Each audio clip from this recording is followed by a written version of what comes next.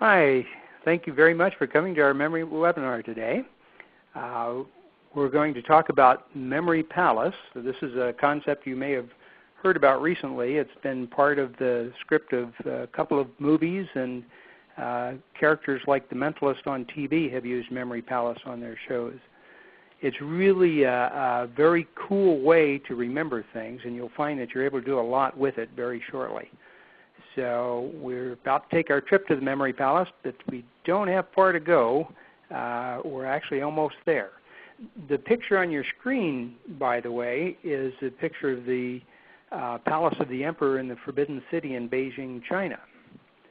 This is where the fellow you're going to see next, this Matteo Ricci, first introduced the concept of the Memory Palace to scholars in the Emperor's Court of China around 1600 Common Era. He was a Jesuit priest and a missionary, and he taught scholars the Western way of memorizing, or this what he called Memory Palace. He also learned a lot of things from them, but the idea of the Memory Palace, it was not new in his time. In fact, in ancient Greece, about 2,000 years earlier, they called this system loci. It was the same thing, but loci means place, as in location or local. It's a very powerful concept, and people in those days learned memory systems like loci from the time they were little children. We're going to learn it today. It's based on what it is that the mind can do well. You know, there are some things we can remember very well, and other things the mind is not so good at. But remembering places and actually being able to picture places is something that we can do very well. When we think of our own city, or whatever city you live in, we can remember an awful lot about that city. We know it fairly well. In Omaha, we know how the streets are numbered north and south of Dodge. We know how the streets are numbered from the river, and there's a naming convention for how they're named north and south of Dodge. And then we remember certain neighborhoods, landmarks, buildings, particular expressways, etc. So if we're given an address, we can usually find that place in town, no matter where it is, and travel right to it. In ancient times, we did that without GPS, but most of us do that now. We carry our hometown in our mind. You may also carry a couple of other hometowns or the hometown you grew up in, but we know that place. We can instantly travel in our mind to any space that we can conceive of. We can see it clearly. Now, it doesn't take a lot of brain power to do that. It is so easy that this creature, the monarch butterfly, with a brain not much bigger than the period at the end of the sentence, is able to travel from Canada to a specific grove of trees in Mexico. It remembers places so well that it can find that place. And the butterfly that starts the trip is not the butterfly that gets there. So that memory actually exists in a molecule. That's how little brain power it takes to remember an awful lot of places.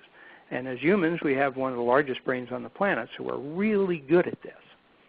And we're going to see how to use that to remember things that we're not so good at remembering. Now, in ancient times, the Memory Palace was actually a palace. People would go to a grand building, a public building, a temple, or a government facility, something large and ornate, and they would walk around and they would memorize the spaces in those buildings. Now, it was important. In those days, the average person did not live in large houses, but they would memorize the spaces within that, and then they would practice seeing those features in order until they could recall them by heart very easily. And this became their Memory Palace. Here they'd remember their school lessons, whether that's speeches, geometry, philosophy, all sorts of lessons. Now, if you frequent a particular interesting building, your church or a office building that you work in, you can quickly learn to make that your Memory Palace, but you don't have to. Each one of us already has a Memory Palace. In fact, we have many of them. Well, let's take a look at one. I want you to think of your house. Your house, and better yet, let's narrow it down to your living room. Your house is a grand memory palace that you know very well. But let's think of the living room, not the living room you see, but your living room. And I want you to visualize it. In fact, close your eyes. Close your eyes and look at each piece of furniture, and the carpet, and the doorway, the ceiling, the lamps, the windows. Okay? That's, again, a small part of your memory palace, and now we're going to use that to put things in there. And what I decided we'd use is the top 10 nonfiction books on the New York bestseller list. And let us begin to put those in the memory palace. I want you to picture first one part of that memory palace. I want you to picture in your living room, I want you to picture your couch. Okay? The first book is called Gone Girl. Here's what I want you to do. I want you to picture the couch. You can keep your eyes closed. Picture the couch and picture a girl laying out on the couch. She's perfectly comfortable, and all of a sudden, poof, she's gone. Just like a magic trick. Poof, she's gone. That's it. Now let's move to the coffee table. On the coffee table, and just picture your coffee table, the next book on the bestseller list is The Next Best Thing. So I want you to picture a sharp salesman or somebody like that trying to sell you the next best thing. He's standing on your coffee table, and you're afraid his shoes are going to scratch the surface, but he's trying to sell you the next best thing. You could even picture that he has a bag from Best Buy, if you like. Enough of that. Now, forget about that. We're going to move to the end table. Picture the end table in your living room. And here we've got what's called Wicked Business. Now, the character in the play and movie Wicked is the witch from The Wizard of Oz, the Wicked Witch. So I want you to picture the Wicked Witch selling little articles on your end table. She's cackling. She's trying to get your money. Wicked business. Okay, let's forget about that. We'll go to the lamp. Picture the lamp. It could be a table lamp, floor lamp, even a lamp in the ceiling. But I want you to picture the next book, which is called Criminal. Picture the criminal handcuffed to the lamp, trying to get away, but handcuffed to the lamp. All right? Let's move on to the next spot in our memory palace. This is the carpet. Picture the carpet in your living room, pristine, just recently vacuumed, nice and clean. The name of the book is Bloodline. I want you to picture a trail of blood going across your living room carpet. Enough of that. Next one is television. Now, whether you have a big screen TV or a smaller flat screen or one of the tube-type TV, I want you to picture that TV in association with our next book, which is Mission to Paris.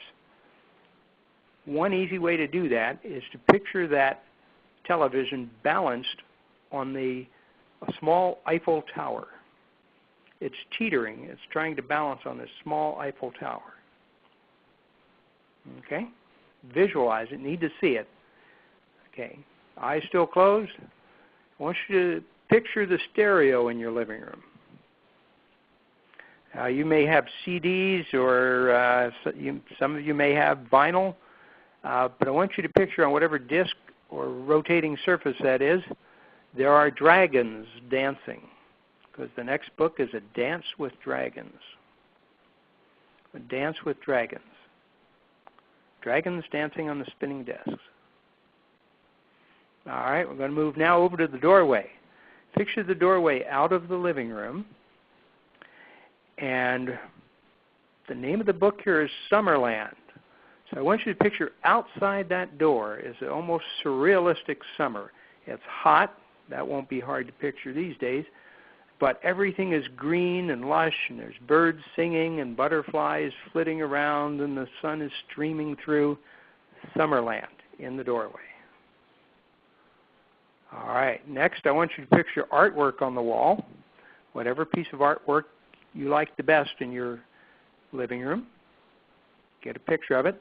The next book was Calico Joe. So picture part of that artwork is covered up with a piece of calico fabric, kind of stuffed into the corners of the frame. All right, next we have the chair. And picture a chair, whether that's a recliner or a straight chair or whatever. Picture the chair, and here is the age of miracles. Now here you can picture religious miracles taking place, or a magician making doves and rabbits appear, or whatever represents miracles to you. Picture that taking place in the chair. Okay. Now, what you've done is put each of those books into a particular place in your mind. And I know what you're thinking. Hurry up and ask me before I forget. But believe it or not, you've got them. You've put them somewhere. Instead of just what we normally do, we just take things in, reading or listening, and then hope that when we're asked a question, we can find it again. What we've just done is put it in a specific place. Let's go back and see how well we did. I want you to think of your couch. What do you see there? Gone Girl. Coffee table? End table? Lamp? Carpet? Television? Stereo? Doorway? Picture the artwork, and picture the chair. All right. Here's what you should have seen. The couch was the Gone Girl. Coffee table, the next best thing. End table, wicked business. Lamp is criminal. The carpet had a bloodline. Television was Mission to Paris, balanced on that Eiffel Tower. Stereo was a dance with dragons. They were dancing on the discs. Doorway was Summerland. Artwork was Calico Joe, and the chair was the Age of Miracles. So, ask yourself how you did. If you got 6 or more, you're doing very well. If you got all 10, you did extremely well. The trick is that if you were to repeat this a couple of times, we just did it once, but if you're studying for a test or something, you'd repeat it 2 or 3 times, and then you'd really have it pretty well. There's one other thing that makes the Memory Palace really an excellent platform for memorizing, and that is that the places in our Memory Palace are already organized. You know, we know where the couch is, we know where the table is, we can picture those items, and so we can go to that specific place and pull it out. Let's, a question that comes up. Question that comes up is, how would you go about using this? I mean, it's kind of a neat thing, but what do you do with it? One of those things is studying for exams. If you're studying for CPCU or CHFH or other certifications, or if you're taking a college course, or for kids who are taking high school courses, this is a godsend. This can really cut in half your study time and really increase the amount that you remember. We would do it almost the same way, but for instance, if you're studying for a professional exam, you're getting a lot of material. Obviously, you don't want to take everything and put it in a Memory Palace, but what we do want to do, and what works really well, is to look for something that's called key concepts, or things to remember, or major items, or something like that, or if nothing else, the actual outline of a chapter. These are the things that will be the important when it comes test time. So for this, what we want to do is take those items and make an image. Say, we're talking about pension here. This is not exciting stuff to most of us until it's time to get the pension. But we look at something like defined benefit pension plan. The trick is to make an image out of that, and to do so, we take a concept in there. The defined benefit is when they give you a check. But if we look at defined, you're going to know that you're talking about pensions if you're taking this course. We look at defined, I always think of a dictionary. So picture a dictionary, and for the memory palace for this, let's use the kitchen. Picture that dictionary has a check in there for a bookmark, and put it in your kitchen sink. Okay? Now, you're going to remember that. You'll go through it a few times. You'll remember that it's in the kitchen sink. Now, the defined benefit, I'm sorry, I did that double. Okay, there's a defined contribution plan. Defined contribution, I pick up on contribution, and I think of that basket they have at church or temple where you put your offerings in, or your contributions. Picture that basket stuck into one of the slots in the toaster. Okay? Now, we're not remembering all the information about contribution plan. We're remembering the title, and that's important. We'll see how that works in a minute. Let's take one more, the impact of inflation on pension plans. For inflation, I always think of a balloon getting bigger and bigger and just about to pop. Picture that balloon in a hot oven, inside a hot oven. Okay? And we're not going to do the rest of them, but that's the kind of process you use to remember these things in place.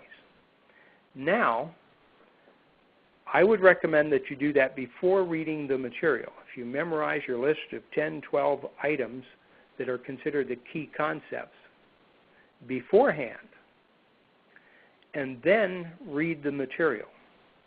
As you read the material, you'll recognize these concept names. And once you've finished reading the material, if you put that aside, let's say you've just finished reading about defined benefit pension plan, close the book for a moment and think of what you know about defined benefit pension plan. Same thing with each of those items. When you get to the end, you should be able to go back and walk through your memory palace. Let's say your kitchen. If you start with the kitchen sink, you're going to see that dictionary with the check in it, and you know that's defined benefit pension plan. You can ask yourself, what do I know about that? And the things that you've studied will come back to you. Maybe not all of them, but you'll be at that part of your brain. What this has done is it has moved the attention of your brain to a specific connection that you have made.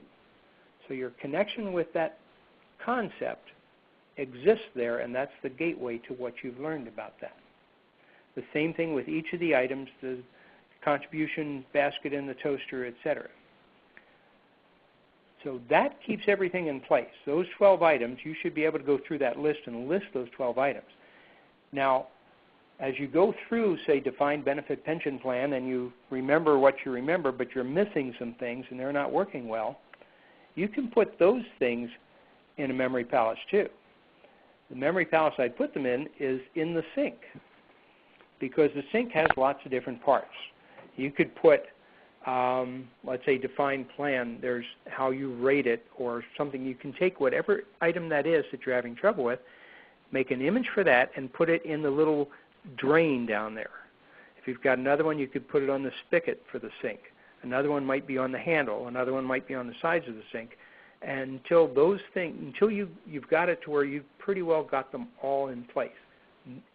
Just memorizing those concepts in those places will allow your brain a good pathway to go right back to that part of the brain that remembers what you studied about that concept. Okay? What I do and what I'd recommend, I take those key concepts and I'll have a sheet or page or whatever it is. I may scan it or I may take it out of a typewritten binder, and I'll jot down what I'm using as an image off to the side.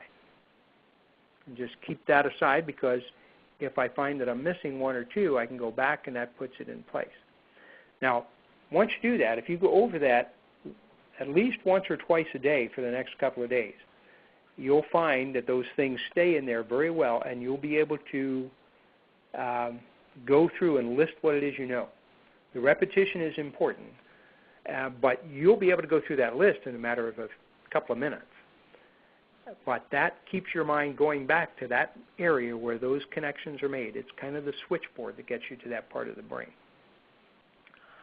Another thing that is really well done with the loci system or the memory palace is speaking without notes. And I know many of us fear getting up in front of an audience, and we have trouble trying to remember where we are in the talk sometimes. A very close friend, a family member of ours, was a priest at Sacred Heart for a number of years, and Father Jim was an excellent speaker. He would go out to the front of the altar at the church and at sermon time with his hands clasped in front of him, no notes, no book, nothing, and just speak to the people, and seemingly extemporaneously. And he was a brilliant speaker. He was very, very good. People were enthralled. If any of you know him, you know that to be true. And people were amazed that he could always just sort of speak from the heart. And actually, Jim used this system. He had a memory palace of the church. He would take the things that he was speaking about in his sermon and put them in specific spots around the church from his view. And that way he could walk through his talk just by looking at different spots in the church. He knew where they would be. That was his memory palace. So when you have to memorize a speech or a presentation, obviously if you're giving a presentation, you know the subject, you know basically what sort of things you're going to say.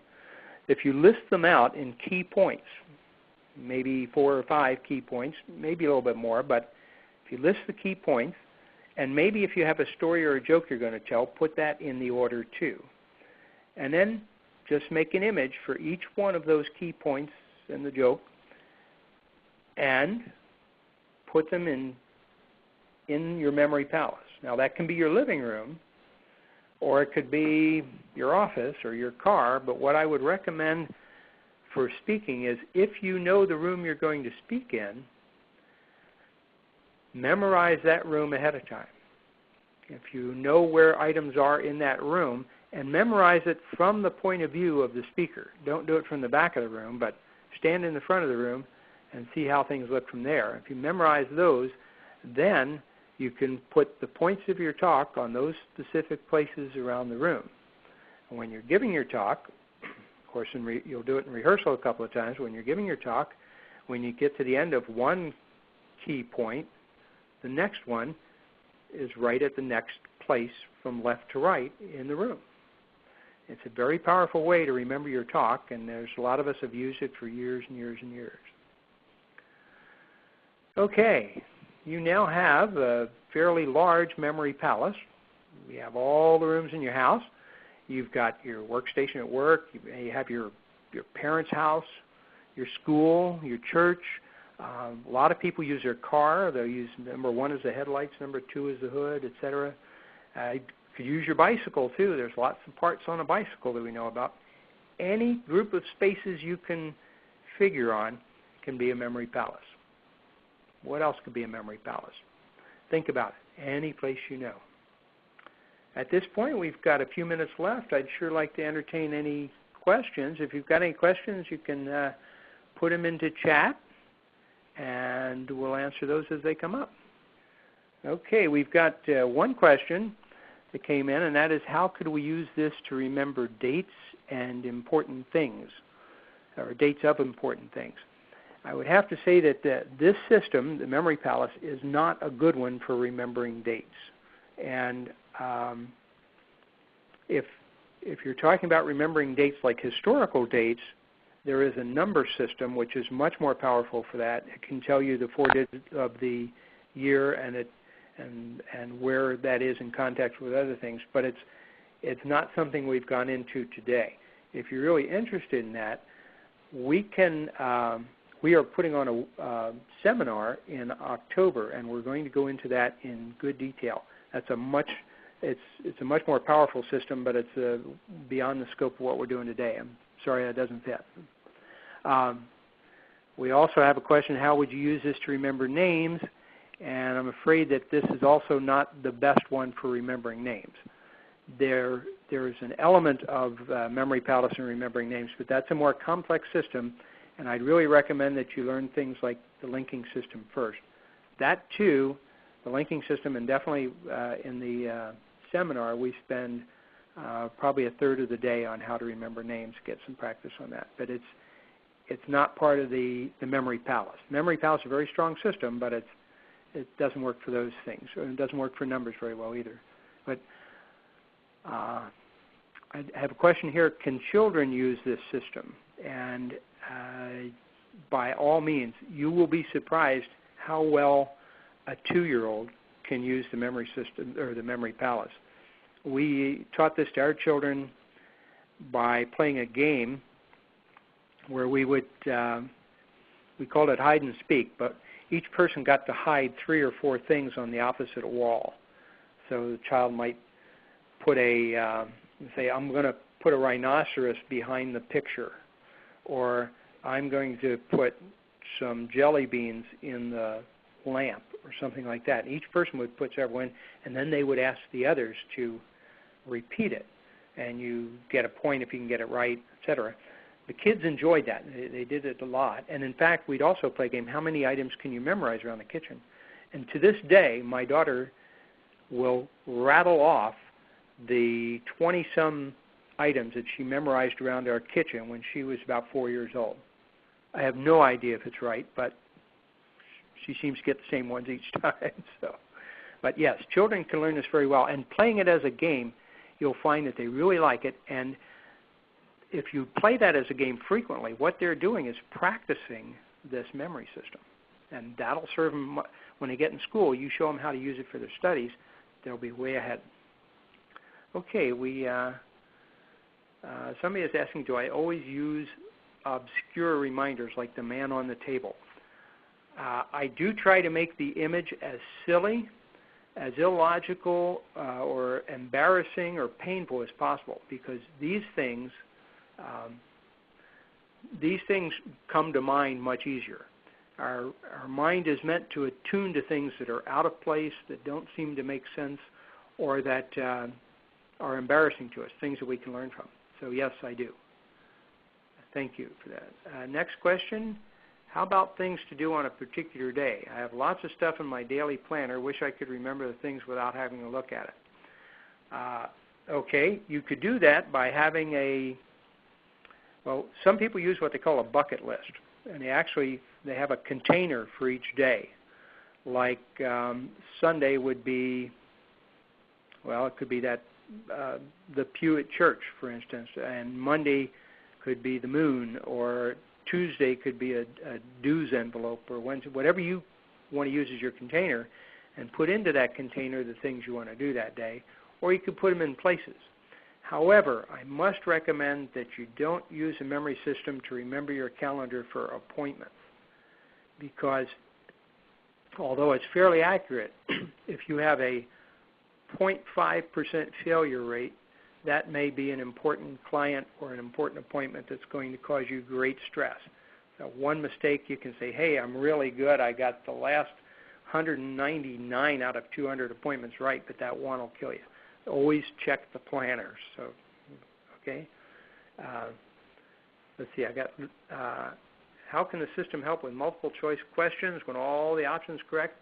Don't worry about the multiple choice questions in this case, because if you learn what is the material, it'll be obvious to you what is the proper answer. When they're real close, go with your feelings. You're probably going to be right with your feelings. Let's see, I got another one. So what is the best use for the Palace system? The Memory Palace is good for remembering things where you're preparing for a test. If you are memorizing a list, in your case, Doc, if you're learning a new magic trick, and I can't think of one you don't already know, you could put things in order and go in order around a room for the proper steps.